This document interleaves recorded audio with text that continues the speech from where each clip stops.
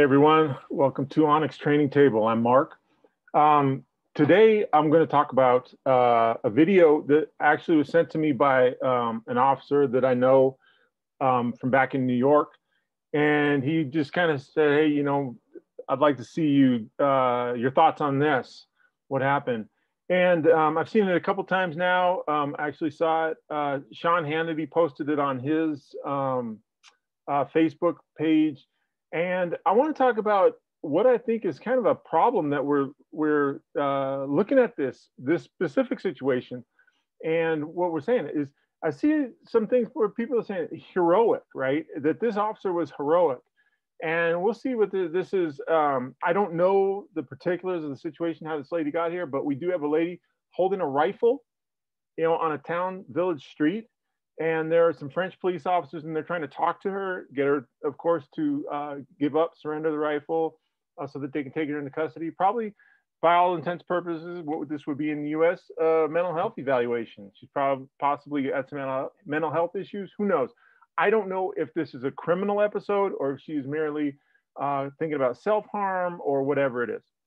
I don't know if she shot somebody already with this rifle or what. But anyway, here we are. And I just want to talk about this in respect to police decision making. Okay, it's what I do. And it's that we have these principles set in place for reasons. And we have these concepts and we have tactics in place for reasons. And the first one, the guiding concept that we can apply to everything, and if we follow it, we'll do right all the time, are the safety priorities. Okay. And in here, we have the safety priorities. Again, first and foremost, you have four groups of people who we take care of, and in this order. First are the hostages and victims. Second are innocent bystanders. Third are the police. And the fourth is the suspect. And when we get them out of whack, bad things happen, okay? And in this case, this lady, for all intents and purposes, in this situation, is a suspect. She's at best a subject if she's got just mental health issues, hasn't committed a crime or anything like that. So in the safety priorities, the most important people right here are innocent bystanders who might be around, people in the houses, and the police officers. So we're going to make sure that they're okay first, and then we're going to make sure her safety is considered and taken care of.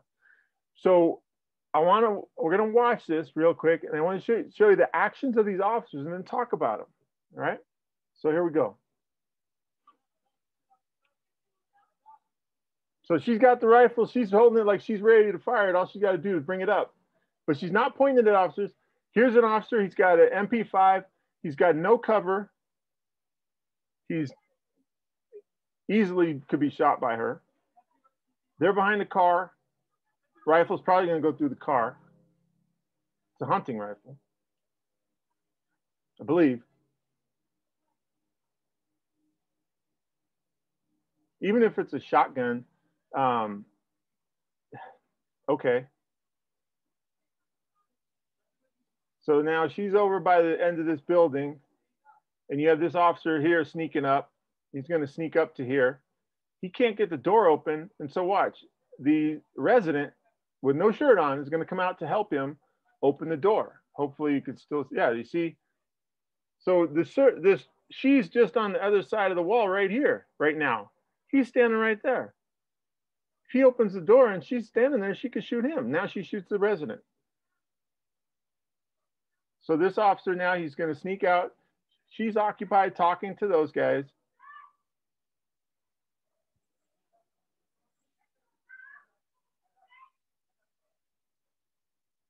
He's getting ready to make his move. He runs out. She tries to bring it up.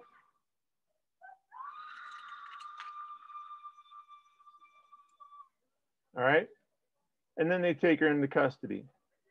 And I don't know why these guys are running up, but they are, because they want to get in and do something. So anyway, let's talk about that. So she's got a long gun, which will reach out and touch you. And I think it might be a shotgun, but who cares? Depending on what she's got in it, it could be devastating.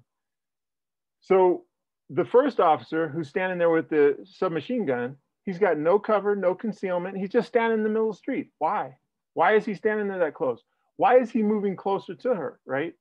So then you have the other officer here on the backside and trying to open the fence with the help of a resident. So now he's putting that resident into harm's way to help him put himself into harm's way. Okay. I understand why we want to say this was heroic, because they didn't shoot her. And in the US now, we have this problem. And trust me, I get it from law enforcement when I'm saying, hey, we should think about this situation where we shot this person. Could we have avoided it? And I get people who I've known for a long time and have worked with for a long time who are questioning me, saying, why are you saying that the police shouldn't have shot this person? I'm like, well, because they didn't need to in this case. This one, they obviously didn't need to shoot her, but they also didn't need to be what I consider reckless to try to run and attack her when she's got a gun. Excuse me. It's just too easy. She tried to bring the gun up. She tried to raise it up as he was running at her. And luckily he was so close that she couldn't get it up in time. But the thing about it is that the first officer puts himself in danger by standing out in the open to talk to her. That officer who does it by trying to tackle her. And we're not paying attention to the safety priorities there. They violated the safety priorities. Space and time. That officer with the sub gun should have stayed back. Just maintain a position of cover. This situation is why we have less lethal extended range impact munitions. This is why we have 12 gauge, 37, 40 millimeter. This is why we have distraction devices. This is why we have chemical agents that we can throw, hand tossed chemical agents. This is why we have all kinds of other things rather than inserting police officers into these kinds of situations. Now, at no time am I saying they should have just shot her. I don't believe they should have just shot her. We've had situations like this. I've worked situations like this as a SWAT team member, where we had people with rifles, handguns, whatever. We didn't shoot them.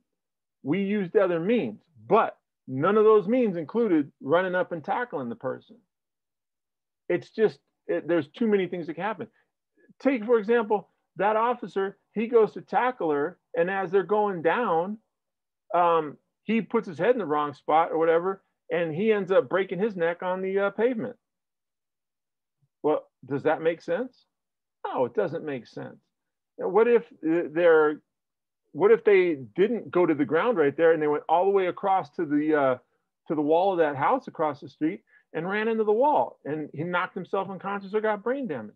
I mean, if we're talking about worst case scenarios, then we need to talk about worst case scenarios. If they say, well, she could easily do it. Yeah, I got it.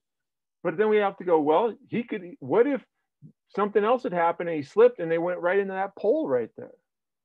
I mean, too many things like that can happen. When we have tools and resources where we can avoid physical conflict, physical confrontation, physical fighting with somebody, we should do it.